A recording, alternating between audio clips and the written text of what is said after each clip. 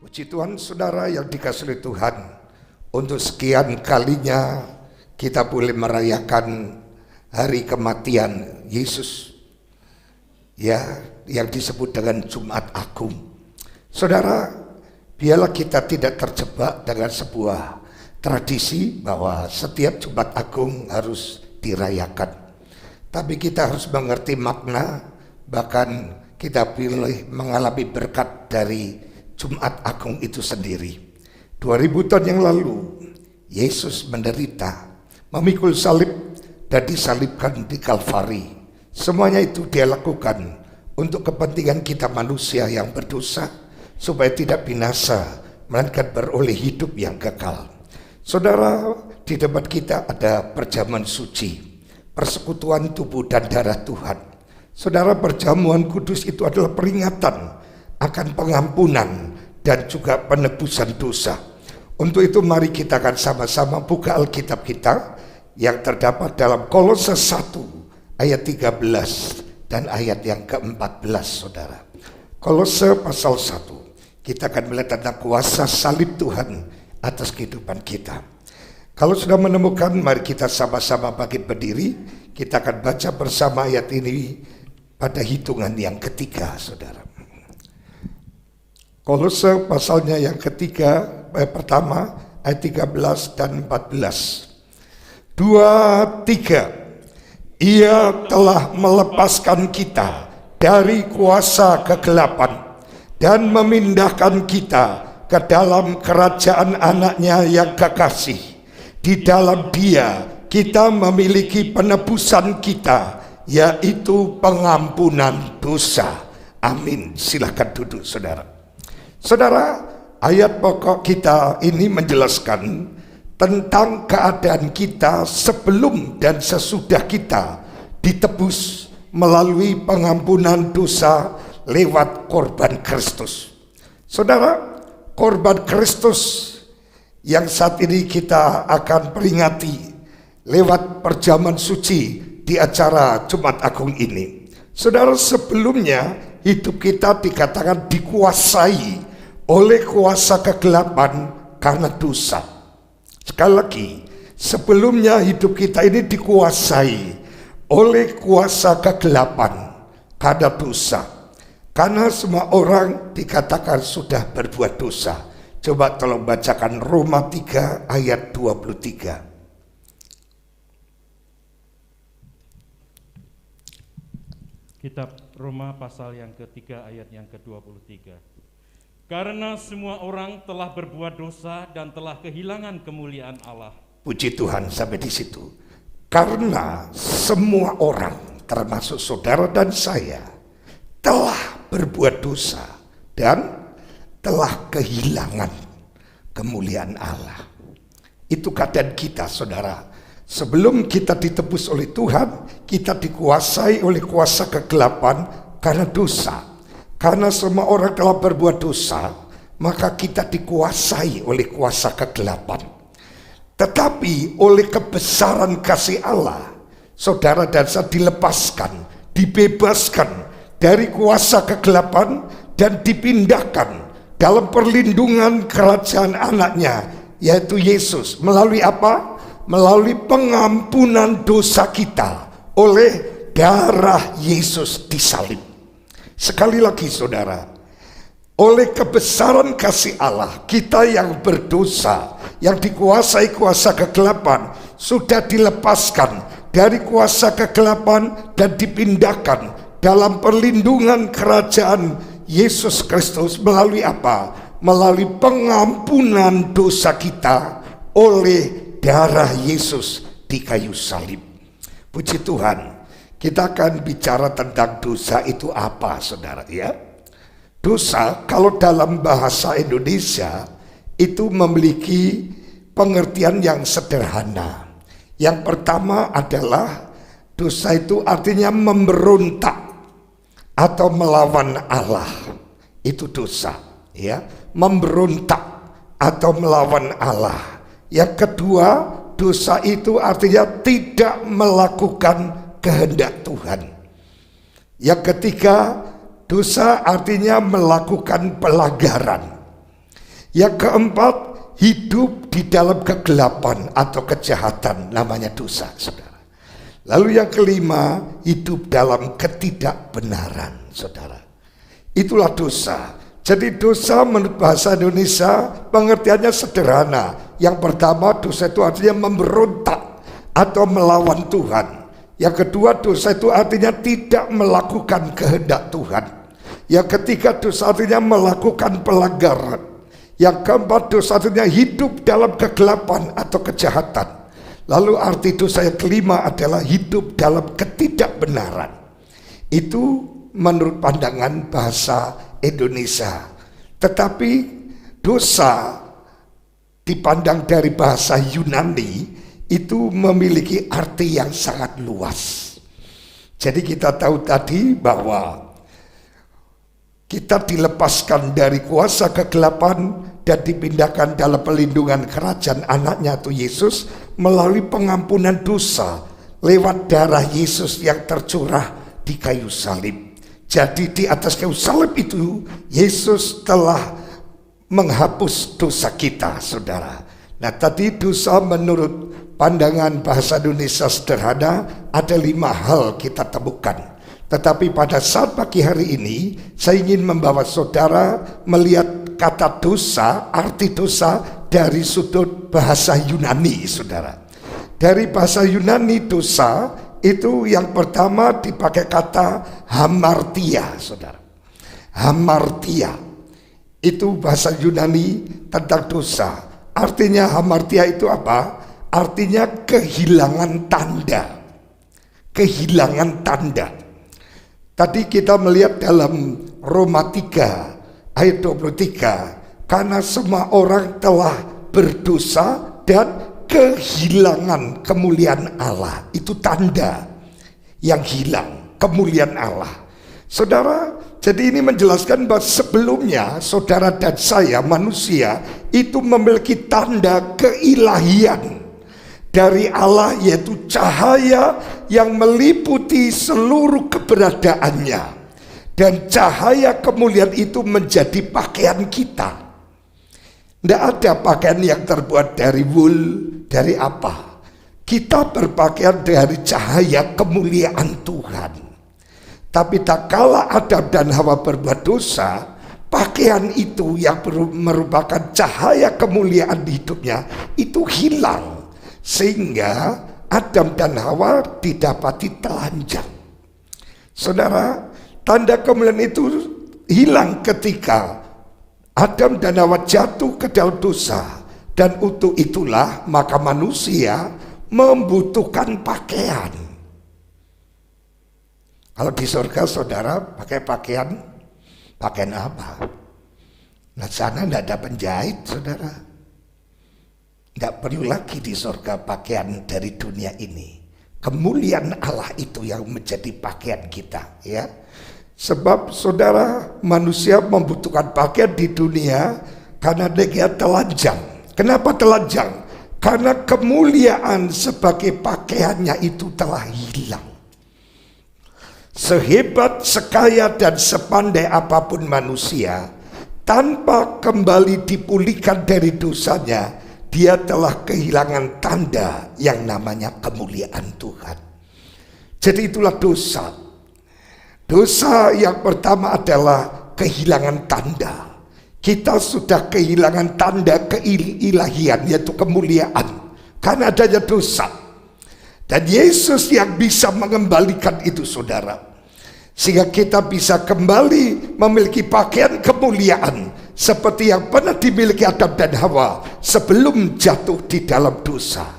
Nah, karena dosa, hilanglah tanda kemuliaan itu, yaitu sebagai pakaiannya. Sehingga dikatakan begitu dia berbuat dosa, Adam dan Hawa telanjang, dia butuh pakaian.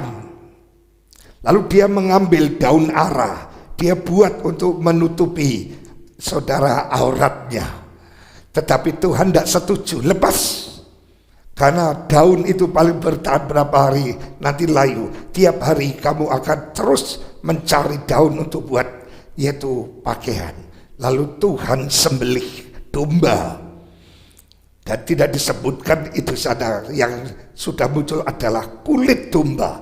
Kulit itu tidak semena-mena ada, tapi di Taman Eden sudah ada korban pertama, yaitu domba yang tidak bersalah, tidak tahu apa-apa, harus disembelih. Lalu saudara, bulunya diambil oleh Tuhan.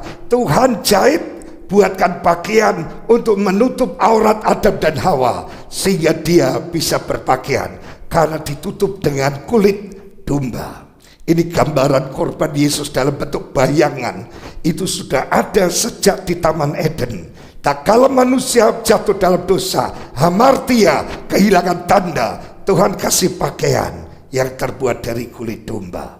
Saudara yang dikasihi oleh Tuhan, itu arti dosa yang pertama.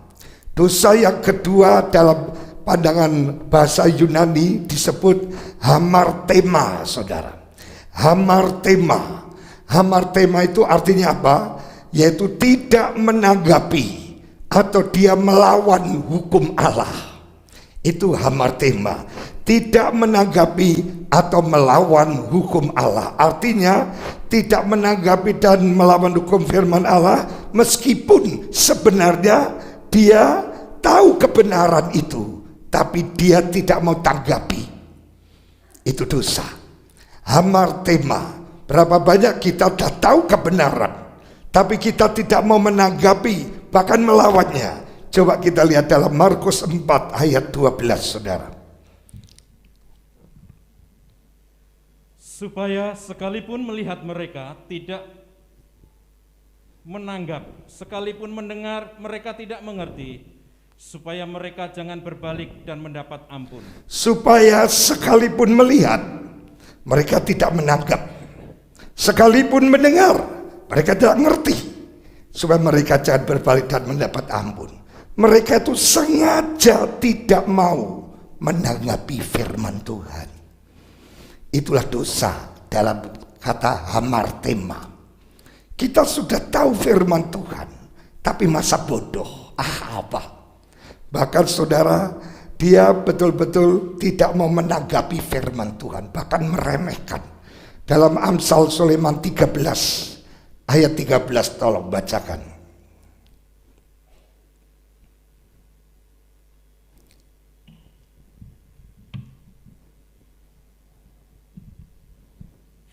Siapa meremehkan firman, ia akan menanggung akibatnya. Tetapi siapa taat kepada perintah akan menerima balasan. Jangan remehkan firman.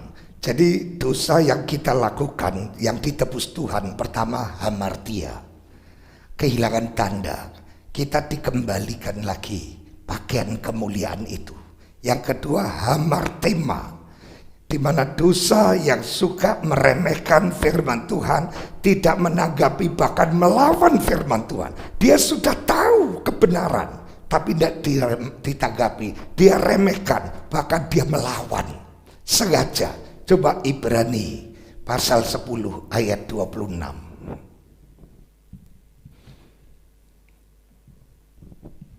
Ibrani pasal 10 ayat yang ke-26.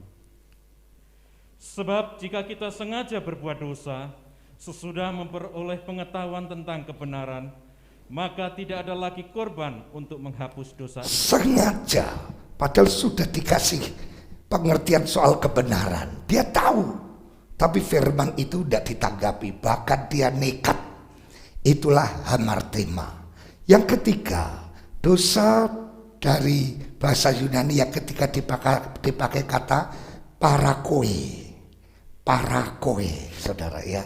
Artinya apa? Ketidaktaatan atau tidak mau mendengar. Coba Ibrani 2 ayat yang kedua.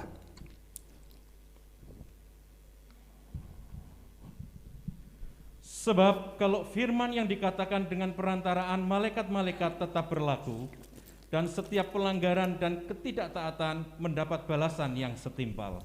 Setiap pelanggaran dan ketidaktaatan mendapatkan balasan yang setimpal. Jadi paraku itu ketidaktaatan atau tidak mau mendengar. Padahal sudah dinasehati, tapi tidak mau mendengar. Contohnya siapa? Istri Lot, saudara. Dalam Kejadian 19 ayat 26, istri Lot itu sudah diberitahu dari sejak awal untuk mematuhi malaikat Tuhan ketika harus lari dari Sodom, ya, dari kota Sodom. Permintaan Tuhan tidak berat, hanya satu dan mudah, yaitu jangan menoleh ke belakang. Ya, Lot dan kedua anaknya mematuhi, tetapi istri Lot karena mungkin ada hal-hal yang tidak bisa dilepaskan dari kota Sodom yang penuh dosa, dia melanggar perintah Tuhan dan menoleh ke belakang. Ia binasa dengan cara yang terbilang unik, yaitu menjadi tiang garam. Sampai hari ini tiang garam itu masih ada.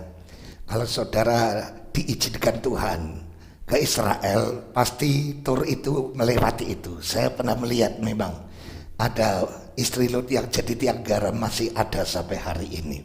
Saudara, dia sudah diberitahu, tetapi nekat saudara, tidak taat.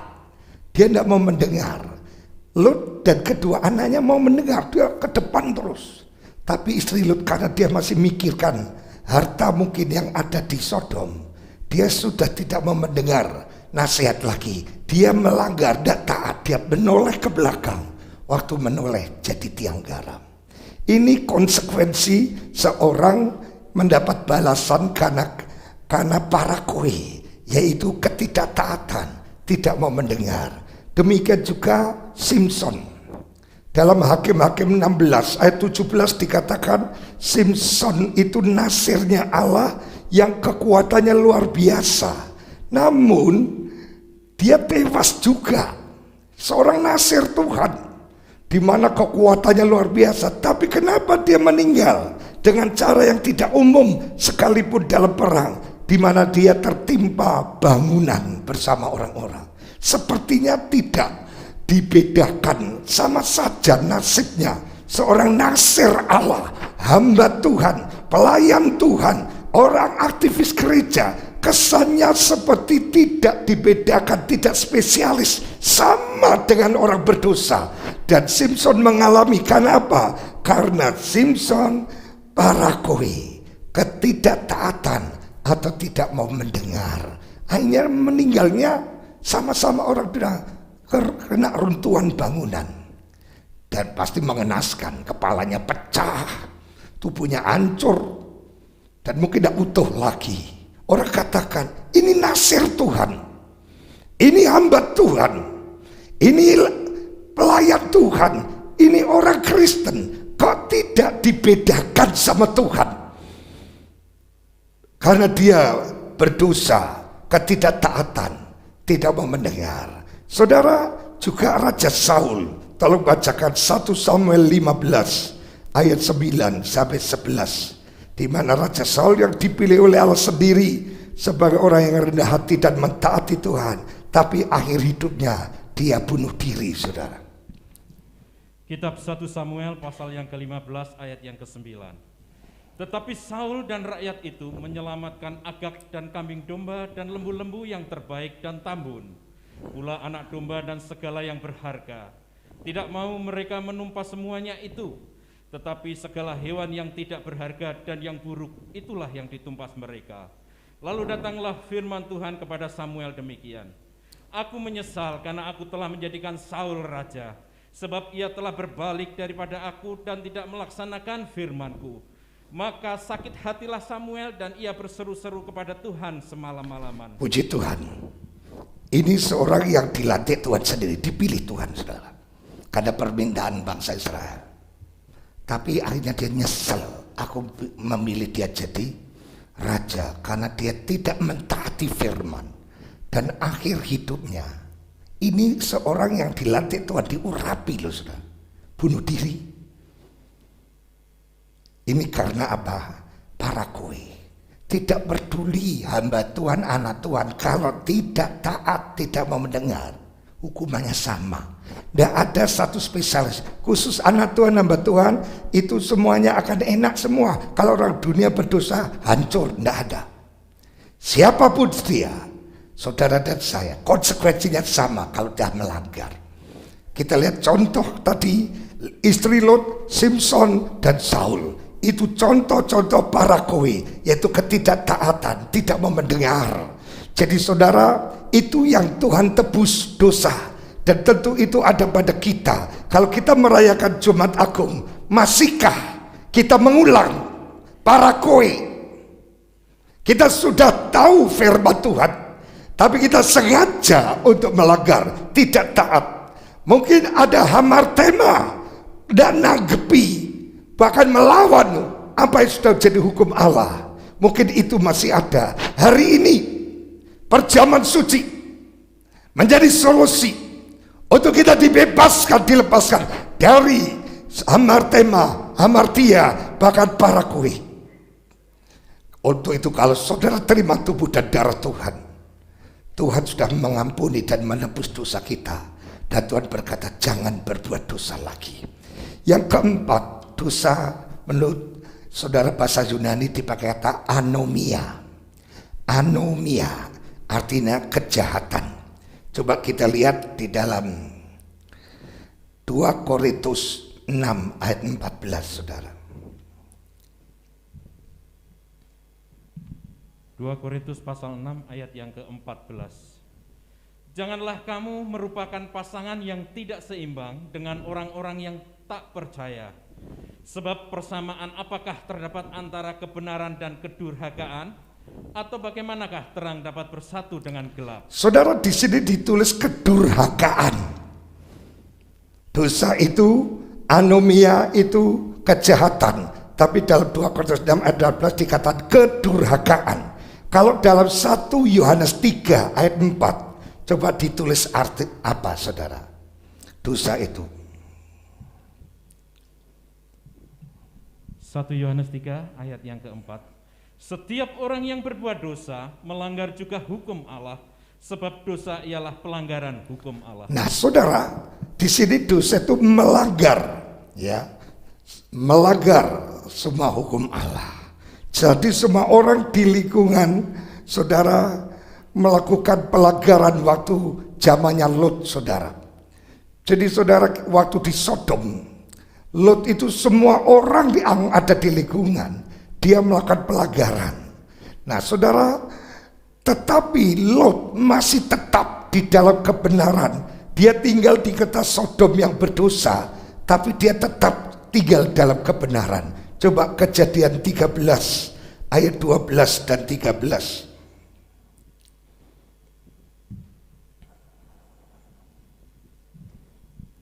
Abram menetap di tanah Kanaan, tetapi Lut menetap di kota-kota lembah Yordan dan berkemah di dekat Sodom. Adapun orang Sodom sangat jahat dan berdosa terhadap Tuhan. Saudara, Lot ada di situ. Lingkungannya orang berdosa semua.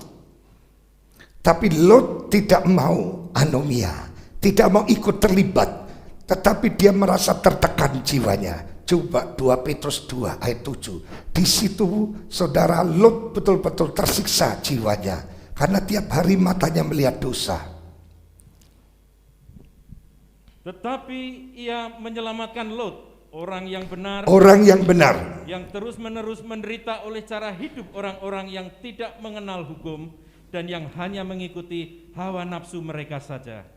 Saudara, dikatakan, tetapi dia menyelamatkan Lot, orang yang benar, yang terus-menerus menderita karena cara hidup orang yang tidak mengenal hukum dan yang hanya mengikuti hawa nafsunya saja. Saudara, bahaya dosa kedurhakaan jika sudah merajalela, maka kasih kebanyakan orang itu menjadi dingin.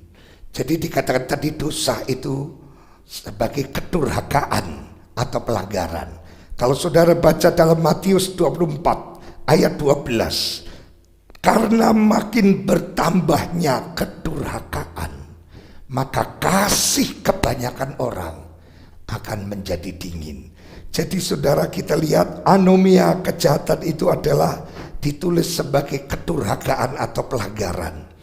Nah, saudara, di mana Lot di lingkungan orang yang tidak benar, tapi dia tetap hidup benar, sekalipun dia tersiksa dengan perbuatan orang Sodom yang selalu berbuat dosa dan menuruti hawa nafsu, tetapi dia tetap bertahan, tidak ikut-ikutan, saudara. Nah, oleh sebab itu mari, apakah kita mengulang lagi dosa yang sudah ditebus Tuhan 2000 tahun yang lalu. Anomia, yaitu kita durhaka, bahkan melanggar, saudara, firman Tuhan. Mari kita belajar untuk mentaati firman Tuhan. Kita tidak akan mengikut-ikutan dosa-dosa kebanyakan orang. Puji Tuhan. Yang kelima, dosa dipandang dari bahasa Yunani dipakai kata paranomia, ya. Paranomia artinya kebebalan. Bebal, saudara. Itu menunjuk pada orang yang keras hati, tidak mau diberitahu, tidak mau dinasehati. Itu bebal. Contohnya adalah, tolong bacakan 2 Petrus 2 ayat 16. Namanya Biliam, saudara. Tetapi Bileam beroleh peringatan keras untuk kejahatannya, sebab keledai beban yang bisu berbicara dengan suara manusia dan mencegah kebebalan nabi itu. Saudara, sudah diperingatkan oleh keledai, Tuhan pakai keledai, tapi tetap keras. Karena dia punya tujuan motivasi duit. Dia ingin mengikuti maunya musuh supaya mengutuki bangsa Israel. Tapi waktu dia mengangkat tangan, mulutnya mau keluar kutuk, berubah berkat. Saudara, tapi Bileam tidak mau berhenti. Dia ngasih cara, kalau kamu bawa perempuan, pasti bangsa Israel akan jatuh dalam dosa. Akhirnya apa? Nasihat Bileam itu dituruti. Dan semua kebanyakan orang Israel berzinah dengan musuhnya. Itu karena dosa yang dilakukan oleh Bileam, seorang nabi. Tetapi karena dia ingin uang, dia tegel, saudara. Umatnya sendiri dikutuki, dihancurkan karena dia ingin uang. Padahal sudah dinasihati oleh firman. Tidak mempan. Tuhan pakai keledai yang bisu, tahu-tahu bicara. Tetap tidak bertobat. Saudara, inilah dosa. Saudara, paranomia, bebal. Sudah dinasihati, diperingatkan, tapi tetap nekat. Itulah dosa. Dan 2000 tahun yang lalu Yesus menebus dosa, termasuk paranomia ini. Mungkin beberapa bulan atau tahun ini kita tergolong paranomia, tapi saat ini ada perjamuan suci, di mana dalam persekutuan tubuh dan darah Tuhan kita diingatkan 2000 tahun yang lalu Yesus sudah menanggung dosamu, paranomia, bahkan dosa-dosa yang lain. Tapi Tuhan katakan, jangan sia-siakan kasih karunia. Jangan mengulangi lagi, tapi marilah hidup yang sesuai dengan firman Tuhan. Puji Tuhan. Yang keenam, dosa dipandang dari bahasa Yunani dipakai kata parabasis. Parabasis itu artinya pelanggaran. Secara harfiah artinya melewati batas, saudara. Parabasis itu melewati batas. Garis batas Tuhan bagi kita tegas, yaitu firman Tuhan. Itu garis batas firman. Barometernya kita itu firman Tuhan, dan tidak boleh dilanggar. Israel itu melanggar hukum yang justru mereka banggakan, namanya Taurat. Coba kita lihat dalam Roma 2 ayat 23, saudara.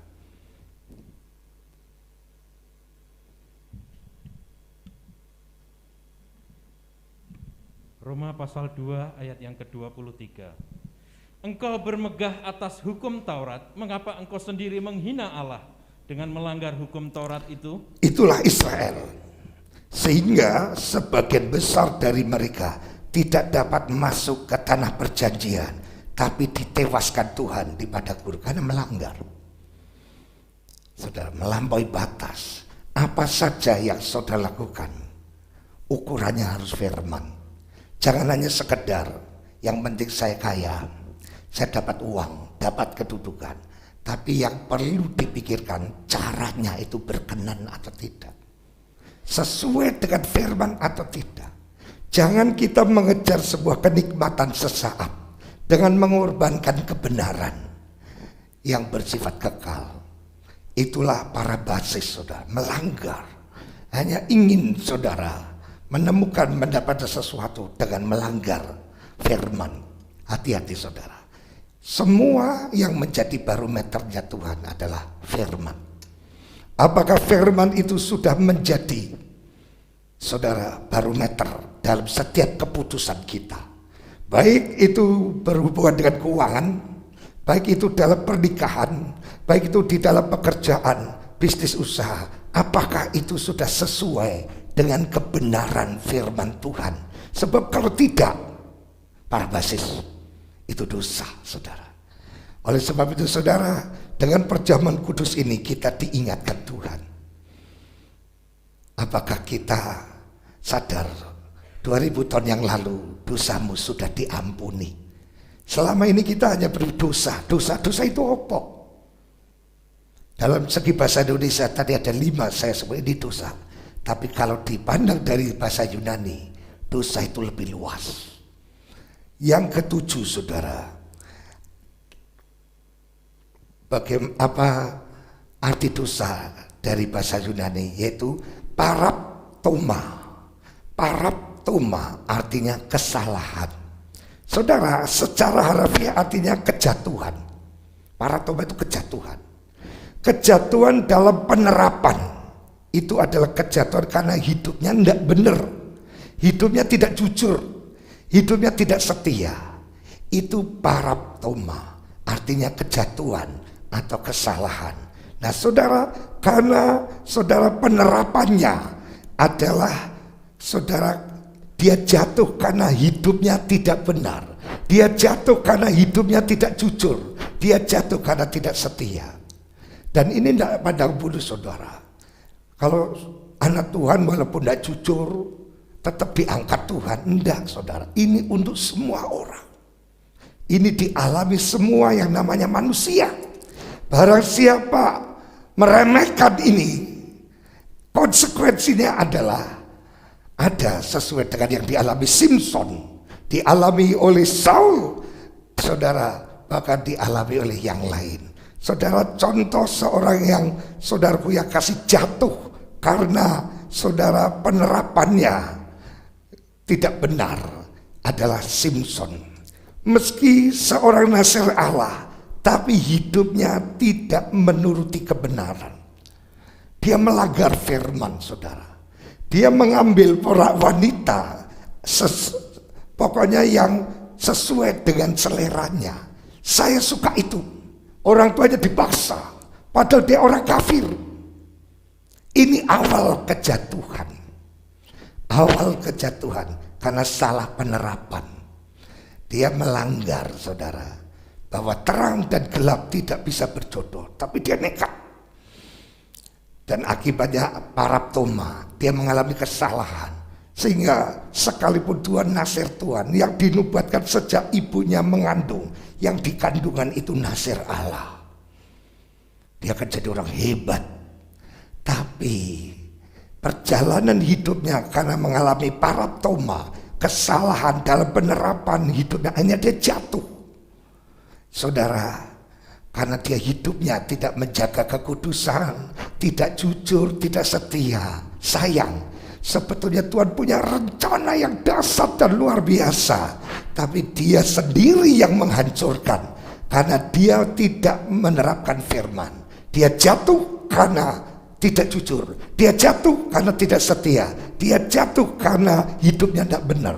Sekali lagi, tidak ada spesialis. Wah, kalau dia hamba Tuhan luar biasa, pasti gini. Itu pandangan manusia. Saudara kan kaget, loh, kok kayak gini hidupnya? Bukan Tuhan yang salah. Dosa tetap dosa, saudara. Jadi kenapa hidup kita kadang-kala tidak sesuai dengan rencana rancangan Tuhan? Itu karena kita melakukan dosa. Salah satu dari 7 hal yang saya sebutkan tadi. Saudara, kita lihat Ananias itu hatinya kepingin korban. Dia sampai menjual tanahnya, saudara. Tujuannya apa? Untuk korban. Tapi dia sayang, punya hati yang salah. Dia punya motivasi yang tidak benar. Dalam Kisah Rasul pasal 5, di situ disebutkan, waktu Ananias dan Safira melihat banyak orang jual tanah, lalu diumumkan di gereja, dia kepingin namanya juga tercantum. Dia punya tanah, harganya mahal. Waktu pertama kita korbankan, tapi begitu uangnya sudah di tangan, dia eman-eman. Udah, nanti kalau ditanya, itu semua ya. Kita harus kompak loh suami istri. Jangan kamu bilang sebagian saya semua, nanti kita malu. Oke, yang separuh diambil sudah. Dia bawa ke gereja. Petrus, saya tergerak, terbeban untuk korban. Saya telah menjual tanah saya, dan ini hasil semua penjualan. Oh, puji Tuhan. Tapi tahu Roh Kudus berbisik, dia berdusta. Akhirnya apa saudara? Ananias ditegur. Ananias, waktu kamu menjual tanah, mau kamu korban berapa itu hakmu. Mau sepertiga, setengah, atau semua itu hak kamu. Tapi di sini kau telah berdusta. Engkau telah berdusta dengan Roh Kudus. Langsung dia gelepak mati. Lalu diseret itu mayatnya. Baru saudara, istrinya belum dikasih tahu, diizinkan untuk ibadah dulu. Sementara mayatnya sudah ditaruh di samping gereja. Mungkin ruang persiapan doa gitu saudara. Safira datang pada season kedua ibadah, karena saudara suami istri mungkin dibagi waktu. Safira belanja dulu masak supaya Ananias kalau pulang gereja sudah ada sarapan. Dia masuk ibadah yang kedua. Ditanya, Ibu Safira menjual tanah. Oh iya, itu berapa? Semuanya saya persembahkan. Suamimu baru saja digotong sama anak muda, sekarang kamu nyusul, langsung mati. Saudara, kita lihat di sini, mereka tidak jujur bahwa korban persembahan bagus, tapi tidak jujur, mati. Mungkin sudah katakan itu harusnya terjadi pada orang kafir. Tidak, siapapun yang tidak jujur kena konsekuensinya. Sekali lagi jangan saudara bayangkan, kalau sudah anak Tuhan berbuat dosa itu ada satu keringanan. Tidak ada, sama, hukumannya sama. Puji Tuhan, Yudas Iskariot, dia tidak setia saudara. Dia mengkhianati Yesus karena dia tamak akan uang. Dia rasul saudara. Dari 12 murid Yesus tertarik satu orang, saya tunjuk berdarah. Tapi karena berjalannya waktu, dia tamak, dia curi itu persembahan. Bahkan akhirnya dia jual Yesus 30 keping perak. Dan apa akhir hidupnya? Rasul, bendahara, gantung diri. Karena gemuk mungkin, talinya tidak kuat menanggung. Akhirnya putus. Waktu putus, perutnya kena bekas bambu yang ditebang, robek, seluruh isi perutnya keluar. Orang melihat mayatnya, ini memalukan, ini rasul, bendahara. Kenapa matinya sangat tragis? Kenapa Tuhan tidak bedakan? Dosa es dosa. Saudara yang dikasih Tuhan, semua manusia tidak ada yang luput dari daftar 7 dosa tersebut, termasuk saya dan saudara. Dan tidak ada satupun yang dapat mengatasi dosa itu. Tidak ada. Saudara tidak akan pernah berhasil mengatasi 7 dosa tersebut. Satu-satunya yang dapat mengurus dosa manusia adalah Yesus Kristus. Lewat pengorbanannya di kayu salib, di mana Yesus telah mati bagi penebusan dosa kita. Ke-7 dosa yang ada pada saudara dan saya sudah ditebus, dihapus oleh kuasa korban Yesus, darah Tuhan. Melalui penebusan darah Yesus yang mulia, kita dijadikan Tuhan satu umat yang besar, atau umat yang istimewa di hadapan Tuhan dalam kerajaannya yang kekal. Sebagai ayat terakhir, kita lihat dalam Lukas 7 ayat 28 saudara.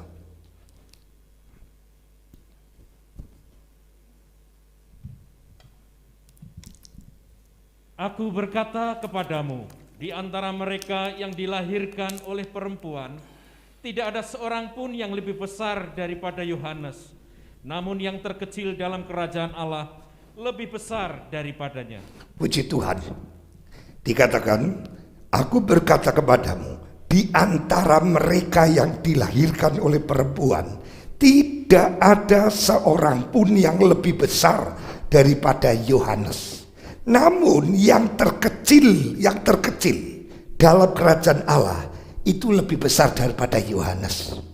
Mungkin saudara bingung, tidak ada yang lebih besar dari orang yang dilahirkan perempuan ini. Tidak ada, hanya dimiliki Yohanes. Tetapi yang terkecil di kerajaan Allah itu masih lebih besar dari Yohanes yang terbesar yang dilahirkan oleh perempuan. Kenapa yang terkecil dalam kerajaan Allah disebutkan lebih besar dari Yohanes Pembaptis? Saudara, Yohanes Pembaptis adalah benar, ia orang besar yang diutus Allah mendahului juru selamat. Tetapi Yohanes Pembaptis tidak alami penebusan dosa oleh darah Yesus. Tidak alami. Dia memang ada dalam kerajaan Allah, tetapi dia tidak lebih besar dari orang-orang yang telah menerima penebusan oleh darah yang mahal, yang kudus, yang tidak bercacat celah dari Putra Allah, Yesus Kristus Tuhan, yaitu saudara dan saya. Saudara lebih besar daripada Yohanes Pembaptis. Kenapa? Faktor penebusan yang telah kau terima oleh korban darah Yesus di kayu salib. Saudara lebih besar dari Yohanes.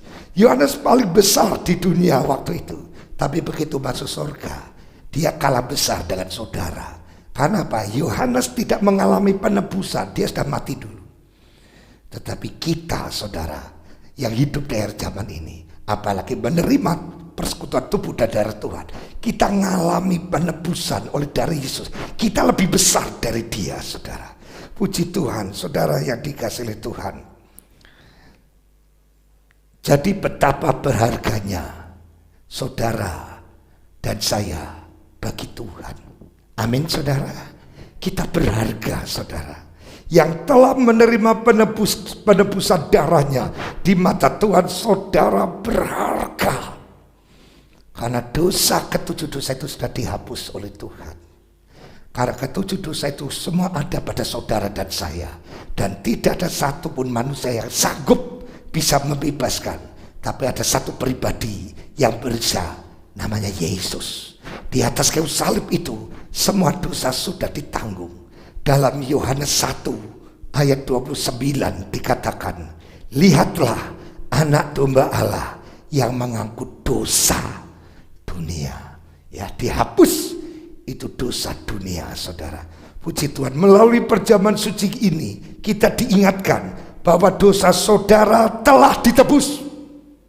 Waktu sudah terima tubuh dan darah Tuhan, saudara dengan iman katakan, dosaku sudah ditebus dan saya adalah milik Yesus dan berhak menerima kemuliaan yang lebih besar dari Yohanes Pembaptis. Dengan iman sudah terima, dosaku sudah ditebus, dosaku sudah ditebus. Ketujuh dosa itu ada pada kita dan sering kita lakukan. Tetapi Yesus 2000 tahun yang lalu sudah menebus dosa kita, sudah mati buat kita. Waktu kita terima tubuh dan darah Tuhan, terima dengan percaya, dosaku sudah ditebus. Dan saya adalah umat yang lebih besar di kerajaan Allah dibandingkan dengan Yohanes, karena pengampunan dosa yang telah aku terima lewat korban Yesus di atas kayu salib. Dalam Mazmur pasal 32, saudara, ayat 1 sampai ayatnya yang ketiga, coba sebagai ayat paling terakhir sebelum kita masuk dalam perjamuan kudus, saudara.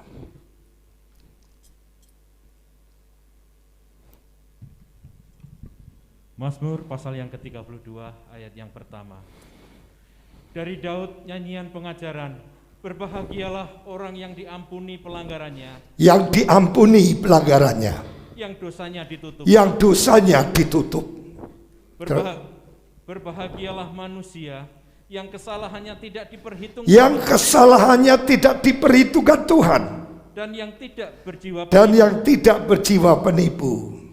Selama aku berdiam diri, tulang-tulangku menjadi lesu karena aku mengeluh sepanjang hari. Ya, terus? Sebab siang malam tanganmu menekan aku dengan berat, sumsumku menjadi kering seperti oleh teriknya musim panas. Ya, terus? Dosaku, keberitahuanku Kuberitahukan kepadamu. dan kesalahanku tidak kusembunyikan. Kesalahanku tidak kusembunyikan. Aku berkata, Aku berkata, aku akan mengaku aku akan mengaku pelanggaran-pelanggaranku.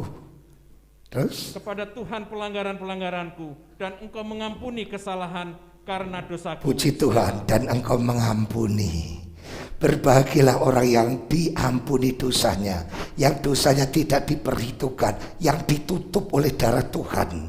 Dan engkau adalah orang yang betul-betul berbahagia, sebab dosa itu membuat kita tidak bahagia. Kiranya 7 dosa yang sudah diampuni jangan diperbuat lagi. Kita terus berusaha hidup sesuai dengan firman Tuhan. Apa yang sudah dinasihatkan pada kita, jangan kita langgar. Kita akan menjadikan firman sebagai barometer ukuran hidup kebenaran kita, sehingga kita tidak keluar daripada garis firman Tuhan. Tuhan Yesus memberkati kita.